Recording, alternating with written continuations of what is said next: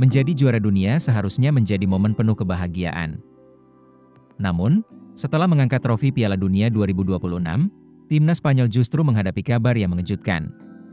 Hadiah juara senilai 50 juta dolar AS, atau sekitar 895 miliar rupiah, terancam dipotong pajak hingga 30% oleh pemerintah Amerika Serikat.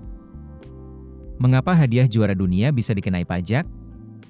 Dan mengapa kebijakan ini justru menuai kritik dari para politikus Amerika sendiri?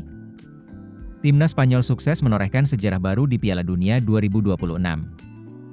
Dalam partai final yang digelar di Stadion New York, New Jersey, Spanyol berhasil mengalahkan Argentina dengan skor tipis 1-0.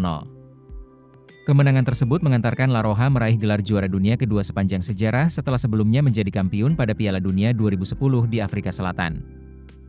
Sebagai juara, Spanyol berhak menerima hadiah sebesar 50 juta dolar Amerika Serikat. Jika dikonversikan dengan kurs sekitar 17.900 rupiah per dolar AS, nilai hadiah tersebut mencapai kurang lebih 895 miliar rupiah. Namun, euforia kemenangan itu ternyata tidak sepenuhnya berjalan mulus. Hadiah yang diperoleh Spanyol dikabarkan berpotensi dipotong pajak federal Amerika Serikat hingga 30%. Potensi pemotongan tersebut muncul karena aturan perpajakan Amerika Serikat yang berlaku bagi atlet asing non-residen. Dalam laporan Fox News disebutkan bahwa atlet asing yang memperoleh penghasilan di Amerika Serikat pada umumnya dikenai pajak oleh Internal Revenue Service atau IRS. Berdasarkan ketentuan yang berlaku, hadiah yang diterima atlet asing dapat dikenai pemotongan pajak federal hingga 30%, kecuali terdapat perjanjian atau pengecualian tertentu. Kebijakan ini kemudian memicu perdebatan di Amerika Serikat sendiri. Sejumlah anggota Kongres dari Partai Republik mempertanyakan apakah aturan tersebut justru akan memberikan citra negatif bagi Amerika sebagai tuan rumah berbagai ajang olahraga internasional. Salah satu kritik datang dari anggota Kongres Tim Burchett. Ia menilai kebijakan tersebut tidak memberikan kesan yang baik kepada para atlet dari berbagai negara yang datang untuk bertanding.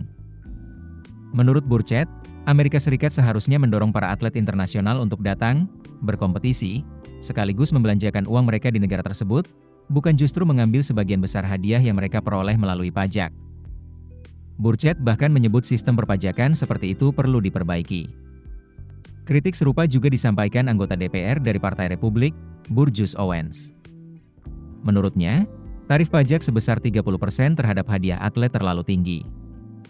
Ia menilai kebijakan tersebut berpotensi memengaruhi citra Amerika Serikat sebagai tuan rumah berbagai kompetisi olahraga dunia. Owens juga mengungkapkan bahwa penyelenggaraan Piala Dunia 2026 telah meningkatkan ketertarikannya terhadap sepak bola.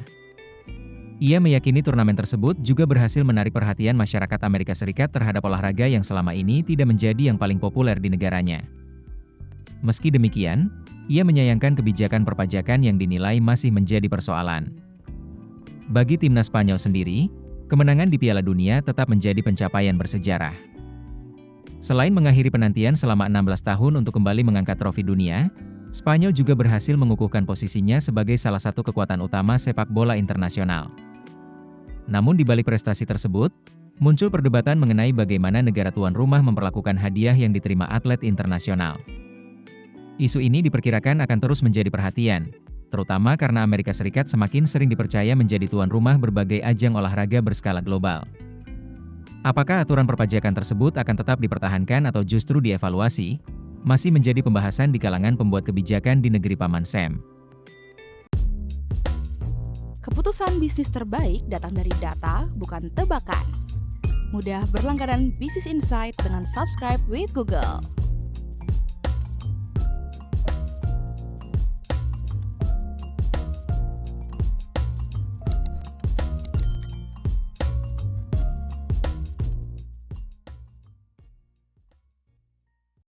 Download aplikasi Kontan sekarang di App Store atau Play Store.